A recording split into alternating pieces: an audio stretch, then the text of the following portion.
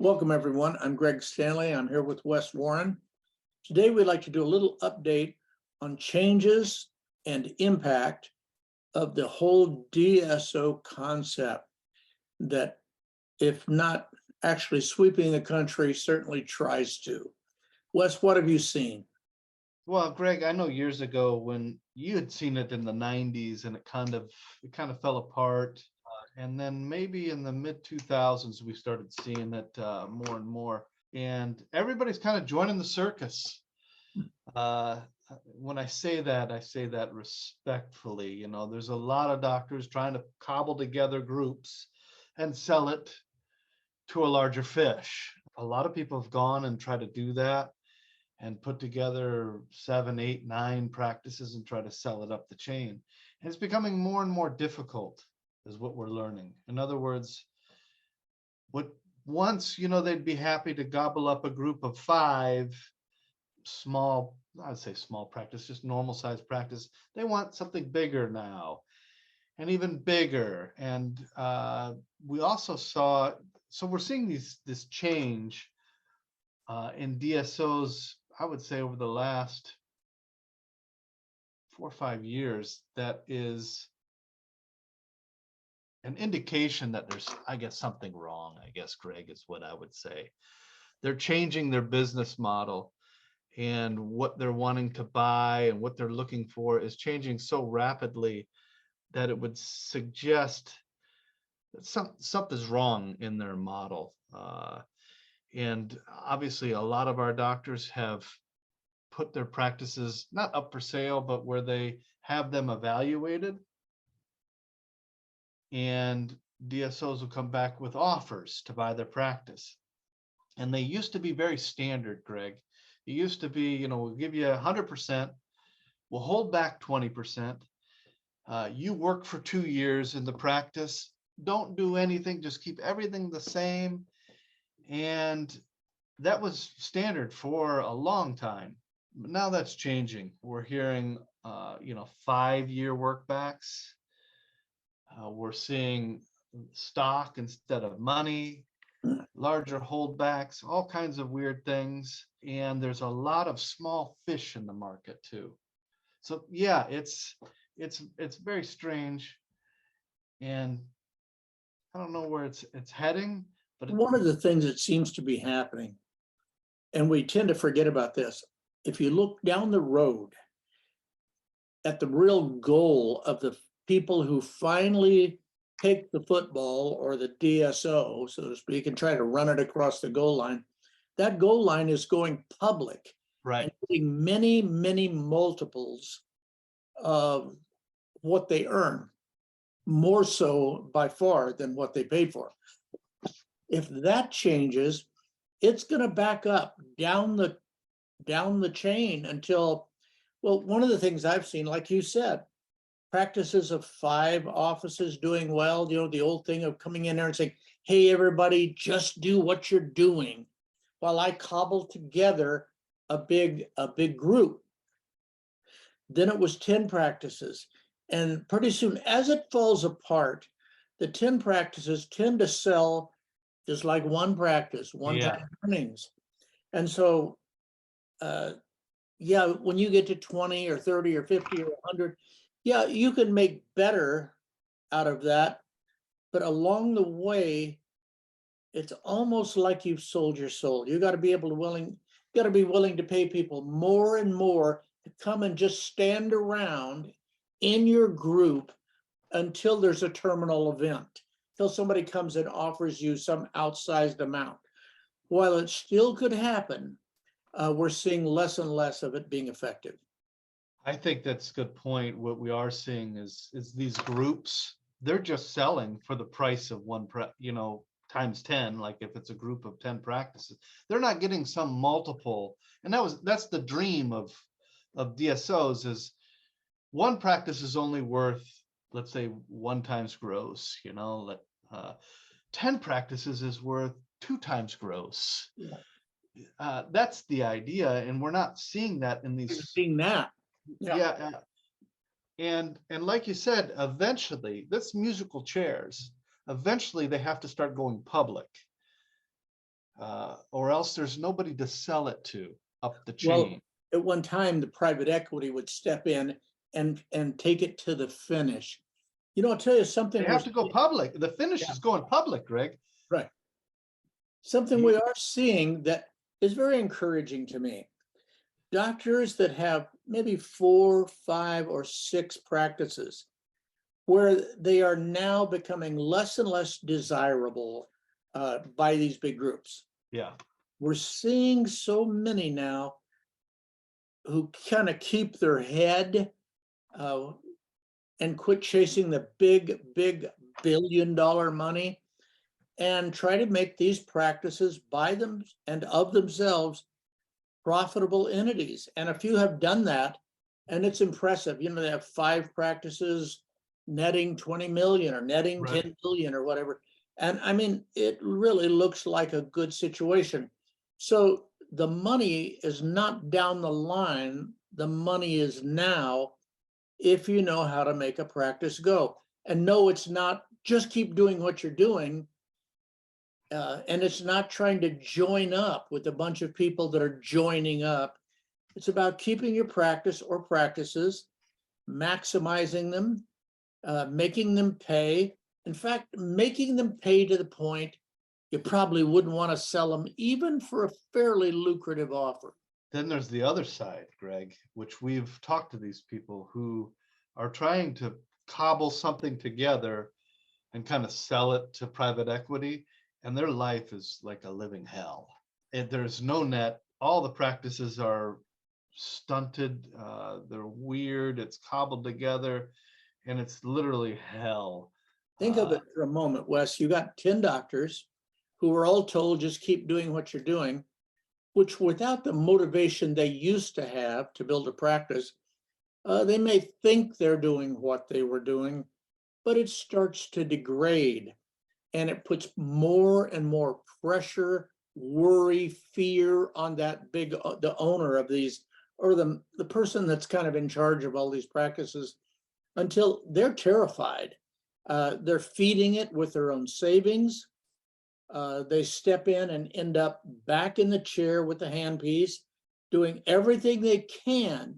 And I mean, Wes, creating miracles just to lose less money Yeah, than they were losing. right. Another interesting thing that we've learned, Dr. Peterson was on a webinar about DSOs and DSO banking. Guy came on and talked about what's happening in the banking world. And he said, you know, good news is the banks are still lending on DSOs, the valuations of 25 million or less. Meaning if you want to buy a group and the valuation of that group is 25 million or less, they're lending on that. But what he did say is they're starting to really rein back lending on larger groups, which is an interesting. Well, yeah, look at it. Look at some of the magic has left the market. You know, like you were saying, the back end, the going public was the great answer to all that.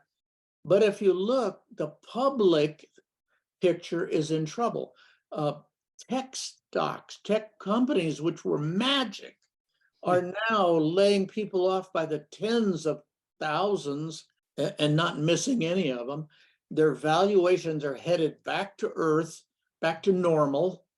And so there's nothing wrong with you trying to have several practices, but I would say you need the fallback plan of how do I make these things pay Right. for me? How do, how do I make them pay now so that I can last until maybe that market comes back? The other thing I would say, Greg, that I wanted to comment here was and is currently the change in the graduates coming out of dental school. You know, 10 years ago, I didn't see as big of a problem as I see now. The people coming out of dental schools, they're not trained. I don't want to say it's embarrassing, but kind of. The quality they come out with is just not there. They need more mentoring as they come out, let's put it that way. And the only people that are willing to kind of hire these people are DSOs. And what I'm seeing that these DSOs doing is putting them in a practice by themselves, so they're not getting the mentoring, and they're having them do a lot of the hygiene in the practice. They're like they're like the only, a lot of them are the only hygienists in the practice. And so they're just not coming up to speed as practitioners, as producers. So you got this whole group of new doctors coming out that really can't hold down the fort of an overhead of a practice. I'm not saying there could be a real problem out there. I'm not going to try to, do the crystal ball and say, hey, this thing's going to implode. But I am saying that the stars are kind of aligning to where it might. We talk about net that needs to come from associate-driven practice, associates' own production. We like to see 15%, maybe 18%. We're seeing a lot with between 5 down to 0. And once they go negative for a couple of months. It's a long time at 5 or 10% before they can see daylight again. And so it becomes clear that the owner of this hot mess, so to speak, is aging in dog years. I mean, the 40-year-old that does this pretty soon feels 55 and only a year and a half's gone by. Trying to keep this alive, they've bet everything on this roll of the dice. I'd say right now, the odds probably are not in your favor. The best you can do is to make your group profitable. Right. And you know what? Some people turn to the idea of giving away more and more equity. Now that this probably isn't going to turn into a Heartland style big takeout, Right. they start giving away equity. And that can work. I mean, that can at least stabilize you, take some of the heavy lifting of management off your shoulders, but you're kind of like where you were before you brought these practices in. It's a glorified partnership, like you see, and you'll see that it's certainly in specialties, but you'll see it in law firms and stuff. That's essentially what it is. It's not really a group. Nobody had some big terminal event. That was the dream, So what you're describing is just like a partnership, and yeah, you're making some money, but the dream was, a big score. Let's go back to what a doctor would have to do to make the change from swinging for the fence, so to speak, to a good base hit. Meaning, I was trying to hold this big group together for a takeout on the end and join a bigger group or whatever, and try to just make my practices profitable and stay with them for years to come. It kind of comes down to a few things. Remember, your job in managing practices or a practice is to create real opportunity for your partners or your associates.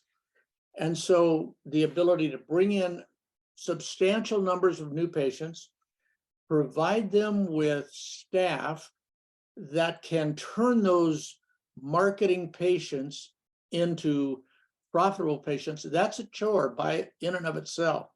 And 3, train these doctors and motivate them. And I'd say this, if you can't motivate your doctors because they were kind of going at it like you were, well, I'll just stay here till the takeout, till they sell this to a bigger group, and I'll get twice what I would have gotten normally. And so what you have to do is learn how to motivate the staff to offset the lack of motivation you may be able to achieve with your associates and owners. When staff are driven, I'm working in offices right now, Wes, where for the right bonus, for good leadership, staff are performing miracles, even though the owner doctor isn't even as motivated as they are. Yeah. They're actually pushing him or her to produce. And so it can be done, but that's the calling. That's what you have to achieve. A team upgrade, Yeah, I mean, that's basically a system that really engages the team. Another thing that I wanted to bring up in talking about this, um, you read that book. Oh gosh, what was his name? He's a famous cook and did a bunch of restaurants. Oh, Anthony Bourdain.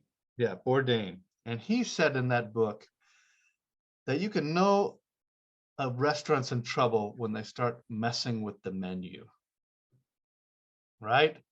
It means that they are having trouble, and it's kind of like, oh, we might as well mess with the formula. Let's mess with the menu. The Spanish food place that starts offering lasagna. Right, right. What we're seeing now in the DSOs, a giant switch where they're just like dogpiling on kind of these all on four, the supported denture cases, like in a big way, meaning they've struggled every other way. And business, as you know, in business school, this is out there now. You stay in your lane, you stay focused on your strategy, you don't change. When you see them changing, it's a bad sign. It's a very bad sign. And we're seeing that in a big way, them making this switch.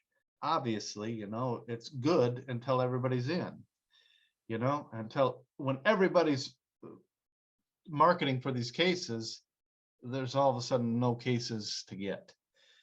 Well, the theory is that if I can't motivate people to do real high quality, high quantity crown and bridge, bread and butter dentistry, we'll switch to the all on 5, 6, or the all on 4, whatever. And these big cases will bring it across the line.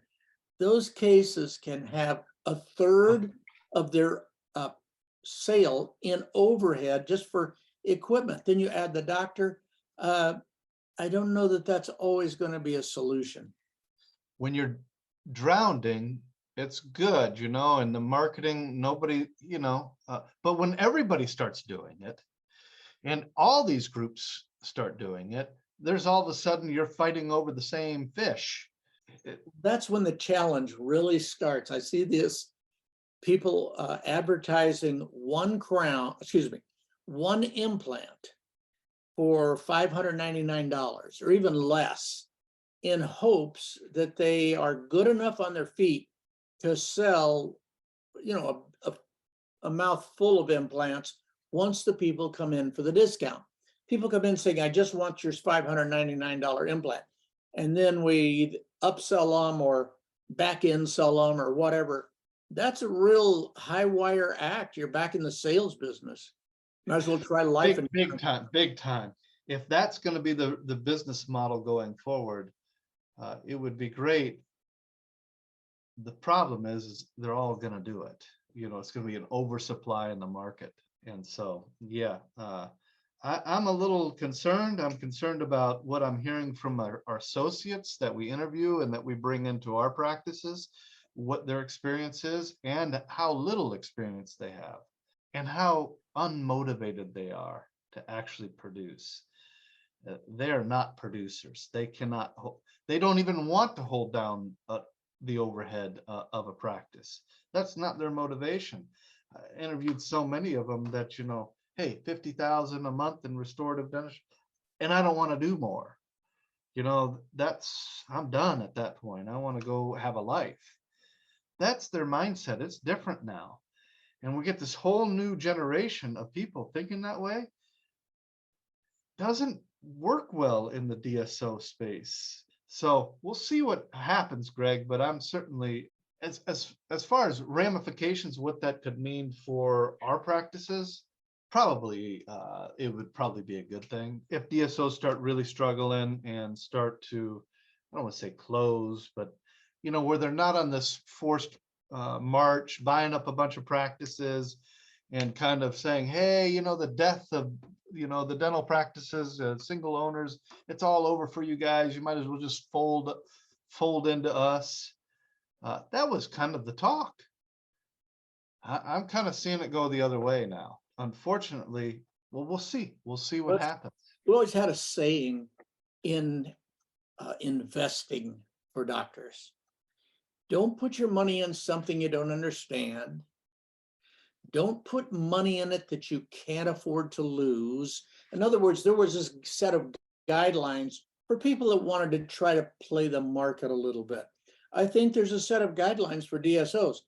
Unless you are ready to shift gears on the fly and work overtime, just like when you were a new doctor, to make whatever practices you're involved with all profitable, like 15, 18% profit, unless, of course, your own practice should be better, but unless you go into it with accepting that possibility, I mean, like high likelihood possibility.